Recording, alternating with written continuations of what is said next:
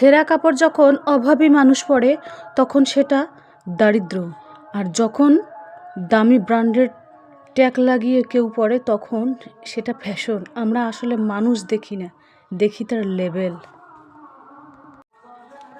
2026-এ দাঁড়িয়ে মধ্যবিত্ত সংসার খরচ চালিয়ে কিভাবে লক্ষ লক্ষ টাকা সঞ্চয় করা যায়, দারুণ দারুণ উপায়। রেশন গুছিয়ে নিলাম আলহামদুলিল্লাহ। তো নতুন দিনে নতুন আরেকটি ভ্লগ ভিডিও নিয়ে হাজির আমি আপনাদের মাঝে, সাভানা, ভারতের ছোট্ট একটা গ্রাম শীতলকুচি জেলা থেকে বলছি। তো welcome back to my channel. আসসালামু আলাইকুম। তোমরা সবাই কেমন আছো? আমি আশা করি তোমরা সকলেই ভালো আছো। আলহামদুলিল্লাহ আমিও ভালো আছি, আর আমার পরিবার পরিজনদের নিয়ে আলহামদুলিল্লাহ আমি ভালোই আছি। আর আমার প্রাণপ্রিয় কলিজা আপু ভাইয়েরা তোমরা সবাই কেমন আছো? আমি আশা করি তোমরা সকলেই ভালো আছো। তো বরাবরের মতো না ব্লগটা আমি শুরুই করে দিলাম। তো চলো ব্লগটা দেখতেই থাকো, আশা করি খুবই ভালোই লাগবে।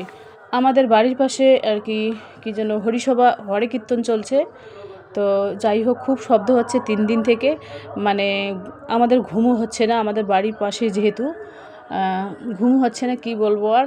তো মানে 2-3 দিন থেকে ভিডিও আমি এডিট করতে পারছি না এই শব্দের জন্য। তো ভাবলাম যে না, আজকে ব্লগ তো এডিট করতেই হবে, তাই না? তো একটু অ্যাডজাস্ট করে নাও। তো 2026-এ দাঁড়িয়ে মধ্যবিত্ত সংসার খরচ চালিয়ে কিভাবে লক্ষ লক্ষ টাকা সঞ্চয় করা যায়, দারুণ দারুণ উপায়। রেশন গুছিয়ে নিলাম আলহামদুলিল্লাহ। রমজান ব্লগ, সবাইকে রমজান মোবারক। আর দেখতে দেখতে রহমতের 10টা রোজা পেরিয়ে গেল আলহামদুলিল্লাহ।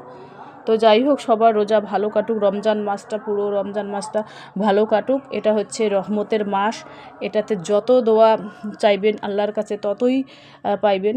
মানে খালি চাওয়ার পালা, মানে অর্ধেক রাতে নামাজ পড়ে উঠে যেটাই চাবে, তাহাজ্জুদের নামাজ পড়ে সেটাই পাবে। আর এই যে দেখতে পাচ্ছেন এখানে রেশন, 2 মাসের রেশন কিন্তু এখানে।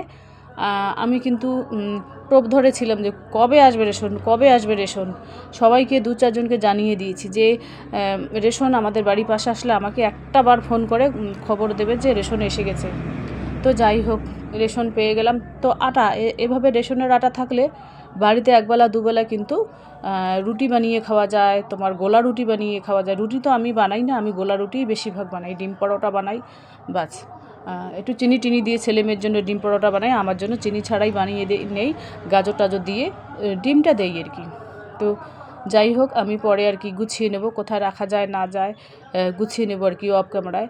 সমস্ত কিছু তো ক্যামেরার সামনে দেখানো সম্ভব না, তাই না? তো যাই হোক, এখন আমি ডিমগুলো সাইজ করব। আর আমরা যেহেতু গ্রামের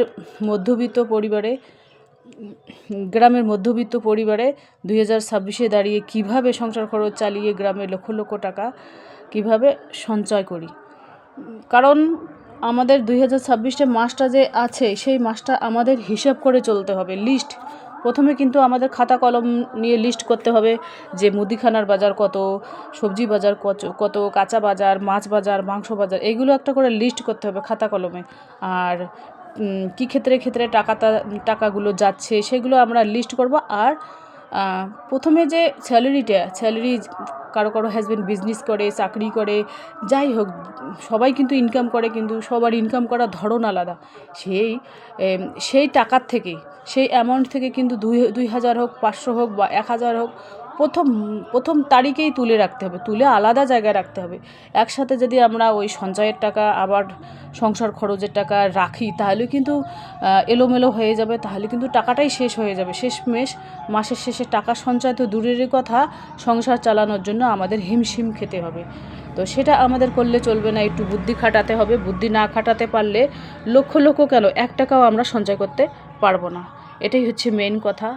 তো যাই হোক, আমাদের বুদ্ধিটা খাটাতে হবে। 1 নম্বর লিস্ট করতে হবে, তাহলে কিন্তু আমরা লক্ষ লক্ষ টাকা সঞ্চয় করতে হবে। 2 নম্বর, মানে কারণ ছাড়া বাইরে যাব না। কারণ ছাড়া বাইরে গেলে কিন্তু টাকা খরচ হয়, সেই টাকাটা খরচ করব কেন?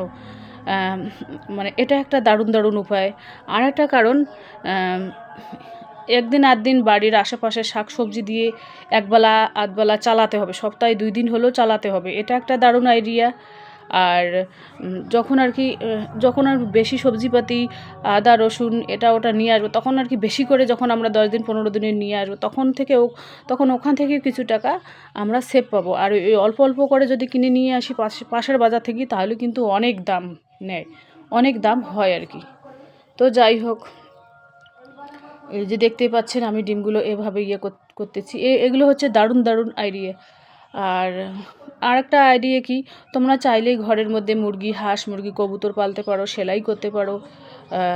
মানে এইগুলো করলে কিন্তু সংসার সামলিয়ে যদি নিজে একটা ইনকাম করো, 100 হোক, 200 হোক, 50 হোক, এটা কিন্তু নিজের যে একটা হাত খরচ আছে সেটি কিন্তু সুন্দরভাবে চলে যাবে। আর ওখান থেকে কিছু টাকা, লক্ষ লক্ষ টাকা তোমরা সঞ্চয় করতে পারবে। আর সংসার খরচ চালিয়ে কিন্তু সঞ্চয় করা সম্ভব। সেই বুদ্ধিটা, টেকনিকটা নিজেকে খাটাতে হবে। খাটাতে না পারলে কিন্তু কিছুই হবে না। এটাই হচ্ছে মেন কথা। আর আমাদের সঞ্চয়ী হতে হবে, ছেলে মেয়েদের সঞ্চয়ী করতে হবে। আমরা যদি নিজেই ছেলে মেয়েদের না শিখাই কীভাবে ওরা সঞ্চয়ী হবে, তাহলে কিন্তু ওরা কোনো দিনই শিখবে না। 2 হাতে টাকা ইনকাম করবে, 4 হাতে ফুরিয়ে দেবে। এটাই হচ্ছে মেন কথা। তো যাই হোক, এবার আমি ডিমগুলো এভাবে করে নিচ্ছি। অল্প জমাপুঞ্জিতে তুমি কিন্তু ইনকাম করতে পারবে। এই যে হাঁস মুরগির ডিম, এগুলো কিন্তু অল্প ডিমে জমাপুঞ্জিতে আমি করি। কারণ ব্যবসা করতে গেলে বেশি টাকার দরকার হয় না, অল্প পুঁজিতেই কিন্তু সব করা সম্ভব। এটাই হচ্ছে মেন কথা। বাস্তবে যেটা, সেটাই কিন্তু আমি তোমাদের কাছে তুলে ধরি। তো যাই হোক, মানে এখানে গুনি গুনি ডিমগুলো রাখতেছি। এখানে কয় পাতা ঢুকালাম, বড়গুলো আলাদা, ছোটোগুলো আলাদা। এই যে দেখুন, ডিমেরই দোকান। যেহেতু আমি হাঁস মুরগির ডিম বাড়ি থেকেই আমার সেল হয়। আবার আমি মানে যে দোকানে ব্যাগ ডেলিভারি দেই, সে দোকানে যদি ফোন করে, তখন আমি ওখানে 8-10 পাতা দিয়ে আসি, বা 4 পাতা ফোন করলো, ও একসাথে ব্যাগ আর ওই ডিম দিয়ে আসলাম, বাস। এটাই হচ্ছে সুবিধা। তো আমি এভাবে ওই ছোটো বাক্সটার মধ্যে 10 টাকা 20 টাকাগুলো রাখি, আর বড় বাক্সের মধ্যে কিন্তু ওই 100 200 500 এরকম করে রাখি। এখানে সংসার খরচের টাকা আছে আলাদা, আবার দলের টাকা আছে আলাদা, আবার খুচরো খুচরো টাকা, ওইগুলো হচ্ছে আলাদা। আমি আলাদা আলাদাভাবে রাখি, পাট করে রাখি টাকাগুলো আর কি, যাতে সুবিধা হয় গুনতে আর খরচ করতেও সুবিধা হয়। এই যে দেখুন, বিছানাপাটি পরিপাটিভাবে গুছিয়ে নিয়েছি। যাই হোক, এই যে দেখুন কি হবে রান্না, যে মা দিয়েছে কুমড়ো ফুল দিয়েছে, আর যেন কি দিয়েছে, এখানে শুকটি মাছ ভেজে নিয়েছি। দেখা যাক কি রান্না করা যায়। কুমড়ো ফুলের ভাবছি বড়া করব ডিম দিয়ে। আর এই যে কুমড়ো শাক দিয়েছে, কুমড়ো শাকটা একটু ঝোল করব। আর কি করে, যে শুকটি মাছ এখানে ভেজে নিয়েছি। এখানে মশলা হামানদিস্তাতে আর কি পেস্ট করে নিচ্ছি। আমি আমার যে মিক্সার গ্রাইন্ডারটা, ওটা একটা নষ্ট হয়ে গেছে, সেই জন্য হামানদিস্তাতে আমাকে করতে হয়। এখানে আলুর ডাল, মানে আলুর ডাল যদি ডিম দিয়ে করো তবু ভালো লাগে, শুকটি মাছ দিয়ে করো তবু ভালো লাগে। এটা হচ্ছে উত্তরবঙ্গের বিখ্যাত আলু ঘাটি। তো যাই হোক, এবার শুকটি মাছ দেবো আর কি। যেহেতু মেয়ে আর আমি আছি বাসায়, হাজব্যান্ড আর ছেলে মেহমানের বাসায় গেছে, সেই জন্য এই তিনটেই অনেক। মেয়ে 2 বেলা 2টে খাবে, আর আমি ওই ইফতারির সময় থাকলে খাবো, না থাকলে নাই। তো এই যে দেখুন, ব্যাগ আর ডিম ডেলিভারির জন্য আমি বেরিয়ে পড়লাম। আলহামদুলিল্লাহ, রোজা থাকলে মানুষ কাজ করে না, রোজা থাকলে মানুষের ব্যবসা বন্ধ হয়, এটা ভুল ধারণা। ব্যবসা তো ব্যবসায়ী হয়, রোজা থাকো আর কি থাকো, ব্যবসায়ী হয়। তো 2 দিন হাজব্যান্ড বাসায় এসেছে, 2 দিন আমি কোথাও বেরোতে পারি না, কারণ হাজব্যান্ড যেতে দেয় নাই। সেই জন্য আমি 2 দিন বাড়ি থেকে আর কি, বাসা থেকে বের হই নাই। তো আজকে হাজব্যান্ড চলে গেছে, সেই জন্য আর কি বাসা থেকে বেরিয়ে পড়লাম। এই যে মানুষ তামাক শুকোতে দিয়েছে, আর আটির খড়গুলো কত সুন্দরভাবে রাখা আছে চারপাশে। এই যে দেখুন, সবুজ। এখানে ধান রোপণ করেছে, কেউ ধান গাছ গেড়েছে। এই যে দেখুন, মানে তামাক কাটা না হতেই ধান রোপণ করেছে। তো এই ধানটা কিন্তু অনেক অনেক বেশি হয়। এই যে দেখুন, আমি এই পোশাকটাই পরেছি, গোলাপি কালারের একটা ড্রেস পরেছি, গোলাপি কালারের ওড়না পরেছি, বাস ব্যাগ হাতে নিয়েছি। তো চলো, টাটা, আল্লাহ হাফেজ। আজকের ব্লগ এ পর্যন্তই। ততক্ষণ তোমরা সবাই সুস্থ থাকো, সাবধানে থাকো। আর এই যে দেখুন, এখানে গরিব মানুষ, একজন বুড়ো মানুষ আছে, এখানে সবসময় থাকে, মানুষের বাসন কোসন মেজে, তবে একটু ভাত খায়। বা মানে বউ ছেলে মেয়ে মনে হয় আছে কি নাই সেটাও বলতে পারবো না, এখানে সব সময় থাকে আর কি। এই যে দেখুন, বড় নদীর পরিবেশটা কত সুন্দর। এখানে কিন্তু আগে নৌকো ছিল, এখন আর নৌকো নেই, ব্রিজ আছে।